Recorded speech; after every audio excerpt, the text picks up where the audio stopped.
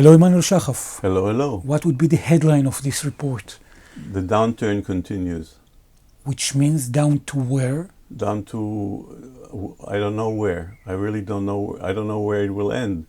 But the state of Israel is in deep trouble. Let's go step by step. Deep trouble, let's talk about the Israeli Mossad, which is the most international security icon of Israel. What is happening there? Well, the incoming head of the Mossad is under, let's call it, he's being investigated for some things he did while he was in the army, and based on what he did then, there's an attempt to prevent him being appointed to the position of head of the Mossad.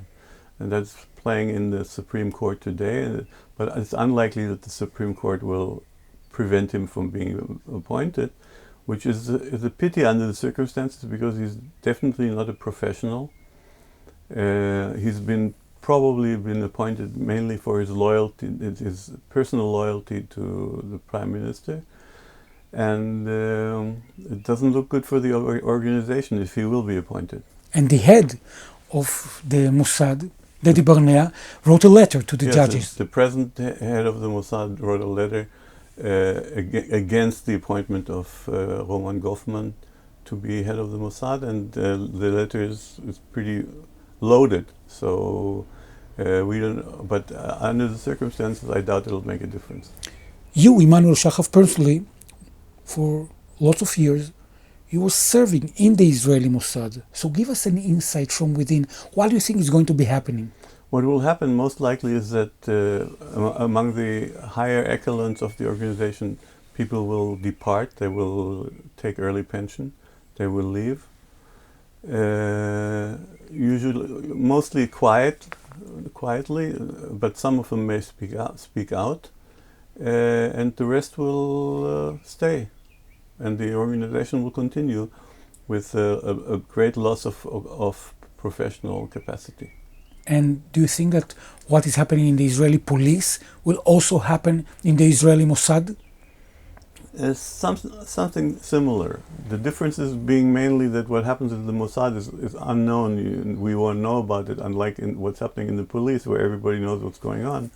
And in the Mossad, things will happen inside that will just stay inside. For international audience, what is happening deeply in the Israeli police, from your perspective?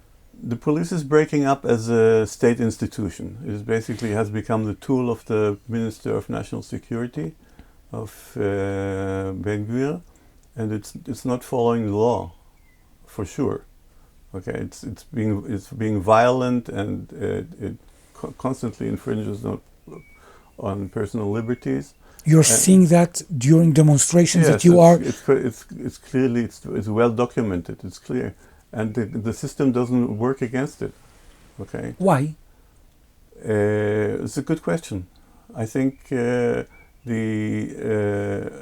Attorney General is basically at a loss. It's happening on such a broad scale that the Attorney General feels can't do anything against it. She might be asking, for instance, for the help of the Israeli president. Yeah, well, he's not one to be helpful under circumstances like that. He's basically involved mainly to try to get the prime minister off his court case, and he's doing it in a very awkward way. What do you mean by awkward? Well, he's doing it using the services of kind of a journalist, a media person. Yes. A media person from Channel 14, which is a very clearly identified channel with the pro-government channel, and he's doing it in a way which is just not proper.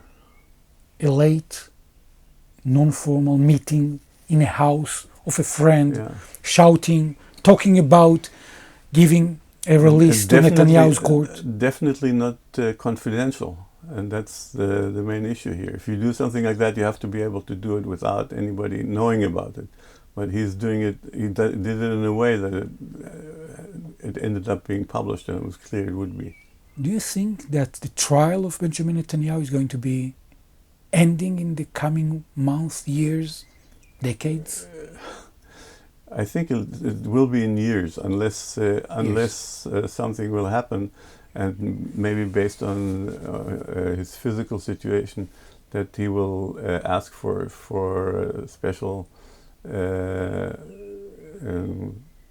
way to end the trial early. But if he stays, the trial will continue. So you think that basically the health issue that also Benjamin Netanel declared can be, from your perspective, for him, a great exit point from all his troubles? Yes, this will help him a lot. It will make it easy for him to take the decision, because it will not be based on some kind of legal issue. It will be based on his health. Something humanitarian. Something people understand, and something that can be explained, and something not detrimental to his legacy. So, do you think it might happen that he will decide before the elections to walk away? It might happen. Looking at him in the interview in 60 Minutes, there's a chance that it'll happen, but personally I don't think it will happen. Why? Because the pressures on him to stay on are too big. There's too many people have too much to lose if he departs from the political scene. And they will try to keep him in place. What do you think is happening in the Israeli army? There's a similar process as in the police and also in the Shabak. There's a breakdown of certain structures and moral fiber, and more instances where the people in the army are caught doing things against the rules, and the chief of staff has a difficult time keeping things together. What do you mean by against the rules?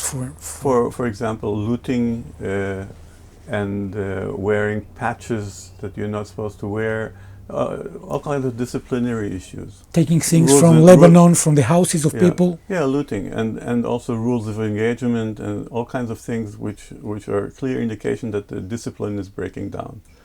And it has happened during the Gaza war. It's happening now in Lebanon. And it's very unfortunate. And in the Israeli prisons, with Nukhba and terrorists? Well, since the Minister of National Security, Ben-Gvir, has taken over, he's also in charge of the prison system, and he has cracked down on the terms and conditions of service for the inmates, for the Palestinian inmates, and their situation has deteriorated tremendously. The Red Cross doesn't have access to them in person. The Red Cross only has access to the prisons themselves, not to the prisoners. But it's clear that from time to time prisoners are released or pass away, that the situation is very, very bad for them, and they're not getting the conditions that prisoners are entitled to. Israelis would tell you, hey, Emanuel Shahaf, you are from our side. It means you are in the Israeli Mossad, in the Israeli Air Forces.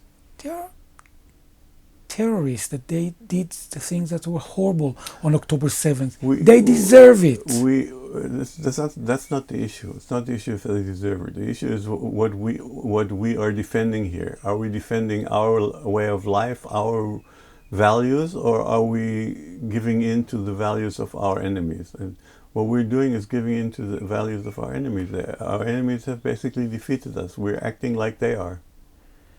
But they would tell you, hey, we tried otherwise. We saw what happened on October 7th. It's a tough neighborhood, so we're struggling. That's a self-serving argument.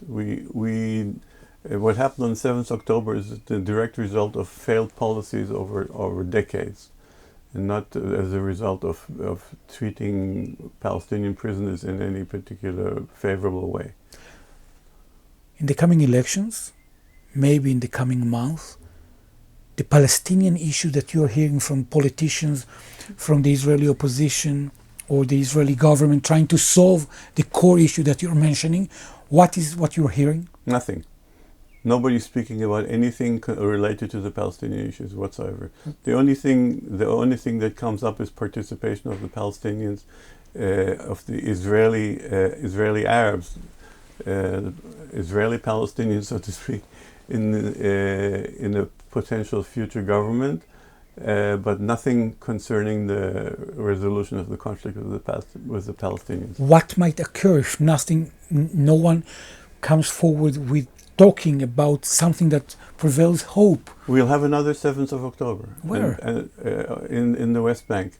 And I'm not sure that the government is not subconsciously or even consciously working towards it, because another event like that, another 7th of October event in the West Bank, will make it possible to kick out, to transfer the Palestinians from the West Bank, or most of them, which is something the government supports.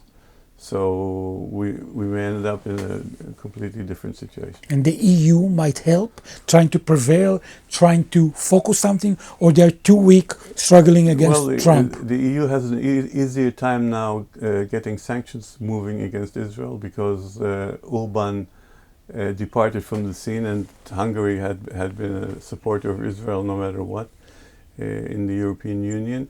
So now they have started sanctions against right-wing elements in Israel, and they may extend the sanctions. It will be easier for the European Union.